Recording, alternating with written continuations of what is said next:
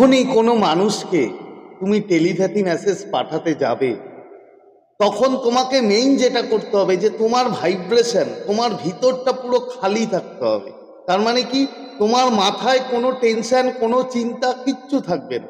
সেইভাবে নিজেকে তুমি তৈরি করবে এবং নিজেকে যে খালি অবস্থায়, যে তুমি মানে একদম ভাইব্রেশন তোমার পুরো পরিষ্কার, তোমার মাথায় কোনো টেনশন নেই, তুমি এইভাবে যখন নিজেকে তৈরি করতে পারবে, তখন তুমি সেই সামনের মানুষটা যার সাথে হয়তো তোমার কোনো যোগাযোগ নেই, তাকে তুমি পাঠাতে যাচ্ছ কোনো টেলিপ্যাথি মেসেজ, তুমি তুমি কিন্তু সফল হবে বন্ধু।